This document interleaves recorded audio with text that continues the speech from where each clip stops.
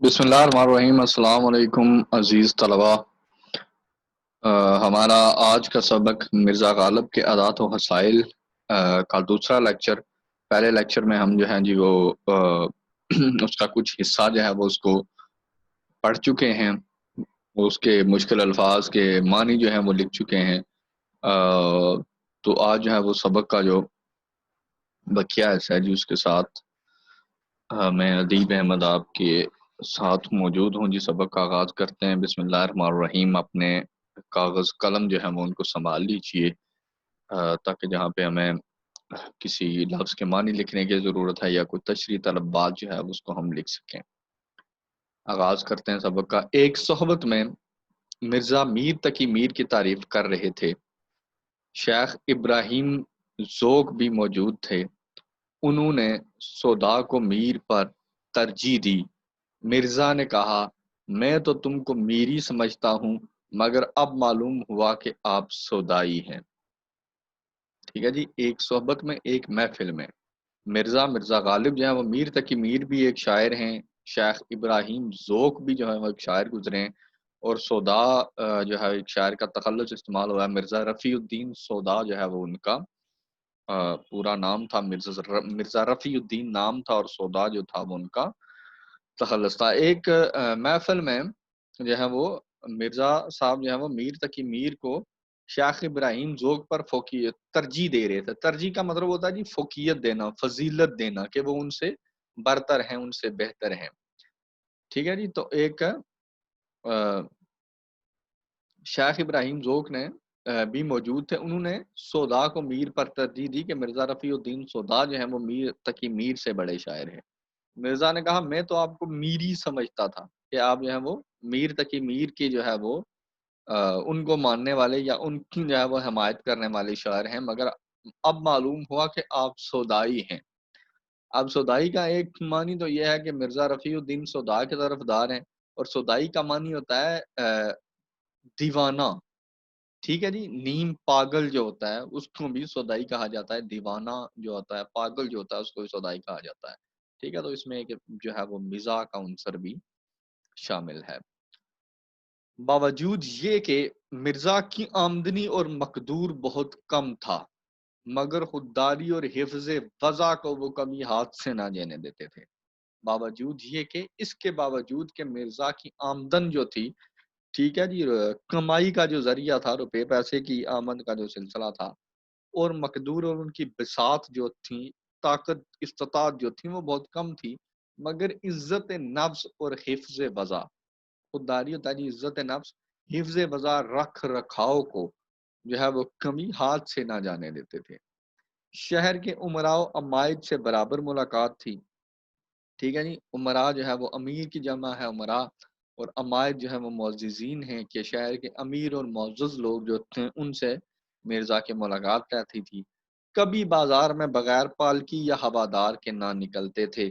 عمائد شہر میں سے جو لوگ ان کے مکان پر آتے تھے، یہ بھی ان کے مکان پر ضرور جاتے ہیں۔ ٹھیک ہے جی۔ امیر شہر کے امیر لوگوں میں سے جو لوگ مرزا کے گھر پر آتے تھے وہ بھی ان سے ملنے کے لیے ضرور جاتے تھے، اور کبھی بازار میں جو ہے وہ پالکی جو ہوتا ہے ڈولی ہوتی ہیں جی، ٹھیک ہے، اس کو چار لوگ جو ہے وہ کندھوں پہ اٹھا کے جا رہے ہوتے ہیں۔ اس وقت کیونکہ گاڑیاں نہیں تھیں، جو ہے وہ ایک پرانے دور کی بات ہو رہی ہے، تو اس کے وقت جو ہے وہ سفر کے لیے جب لوگ جب نکلتے تھے کسی شہر میں، بازار میں، تو یہ امیر لوگوں کا یہ طریقہ تھا کہ وہ جو ہے وہ ان پالکی والوں کو یا ڈولی والوں کو جو ہے وہ بلاتے تھے، اور چار لوگ، اور بعض پالکیاں ایسی بھی تھی کہ جن کو دو لوگ اٹھا لیتے تھے، تو وہ جو ہے وہ سفر کیا کرتے تھے۔ پالکی ہوتی ہے جی ڈولی، جس کو لوگ جو ہے وہ کندھے پہ اٹھا کے تو جو ہے وہ ایک شخص کو جو ہے وہ اس میں سوار کر کے تو لے کے جاتے ہیں۔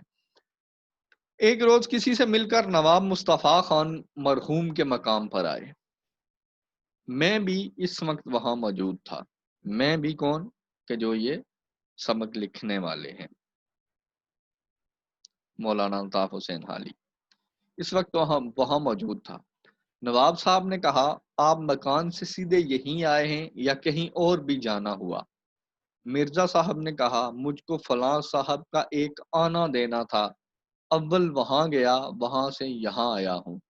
آنا جو ہے جی وہ اس وقت کی کرنسی تھی، ٹھیک ہے جی، جیسے آج ہمارے پاس روپیہ ہے، 1 روپیہ، 2 روپے، 10 روپے، 20، 100، ٹھیک ہے جی، اس طرح جو ہے ویسے ہی اس دور میں آنا جو ہے وہ ایک کرنسی کے طور پہ استعمال ہوتا تھا۔ وہ 1 روپے سے جو ہے وہ بہت کم ہوتا تھا ایک آنا، 16 آنے جو ہے وہ مل کے 1 روپیہ بناتے تھے، ٹھیک ہے جی، 16 آنے کا 1 روپیہ ہوتا تھا، تو ایک آنا جو ہے انہوں نے اس دور کی جو کرنسی تھی وہ کسی سے ادھار لی تھی، اور وہ کہتے ہیں کہ اول وہاں گیا، پہلے وہاں گیا، اور ان کا جو ادھار تھا وہ واپس کر کے تو جو ہے وہ مرزا غالب کے پاس آئے۔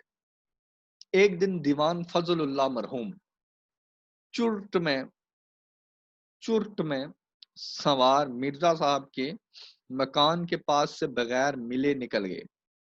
مرزا کو معلوم ہوا تو انہوں نے ایک رکا دیوان جی کو لکھا۔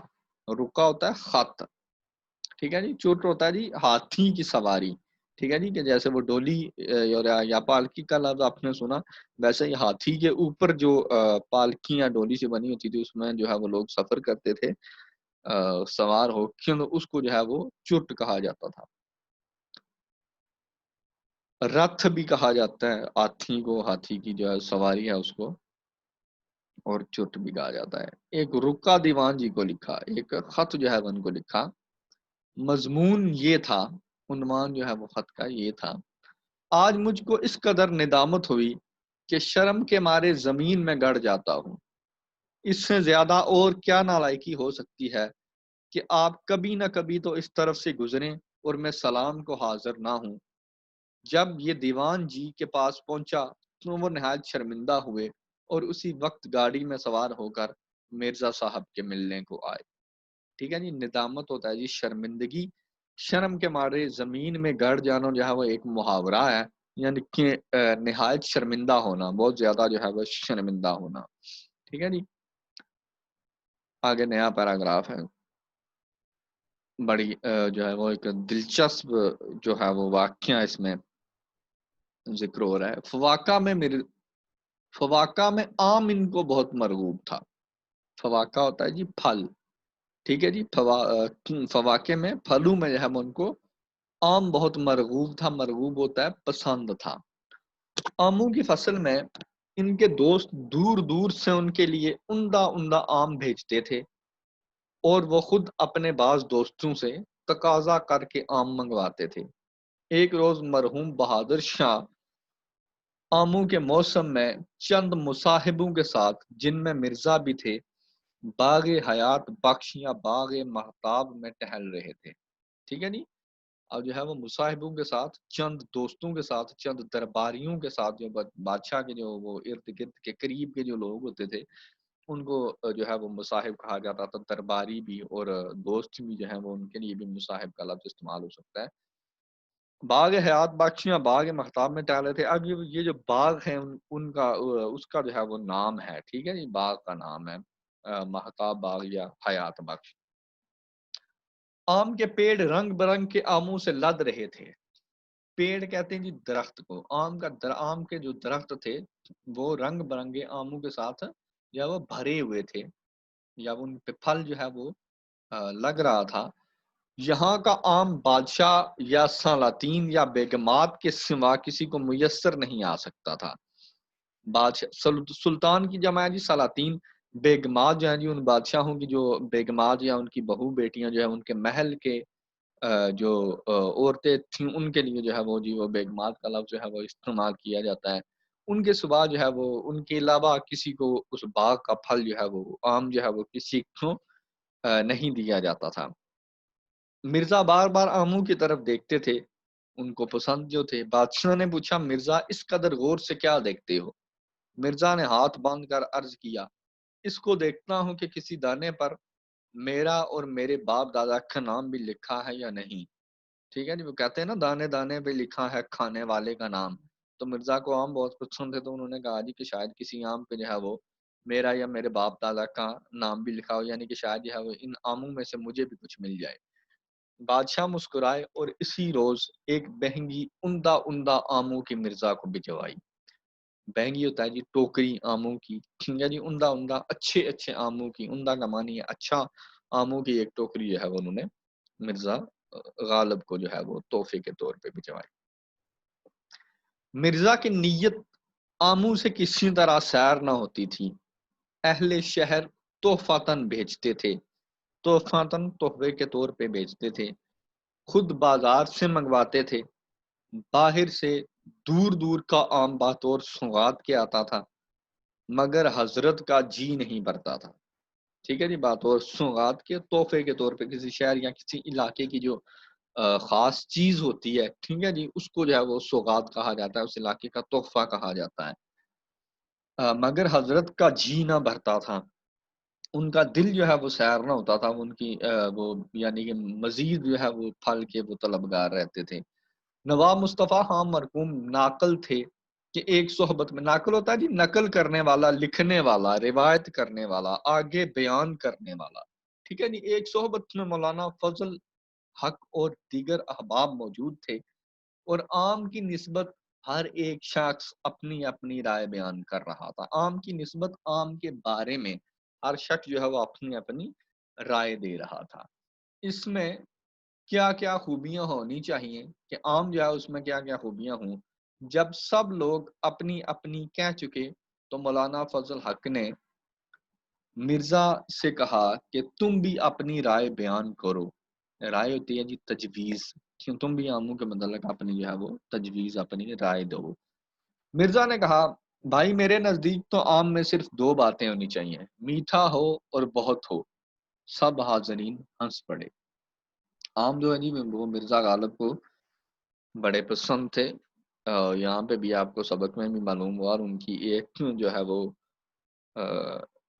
نظم کہہ سکتے ہیں آپ، وہ بھی جو ہے وہ مرزا نے لکھی ہے اس پہ، عام پہ کچھ چند دوست بیٹھے تھے نا، تو ایک صاحب نے جو ہے وہ اپنے ہاتھ پہ جو ہے وہ آم کی ڈلی جو ہے وہ رکھی، اور مرزا سے کہا کہ اگر تم شاعر ہو تو اس پہ کچھ کہو۔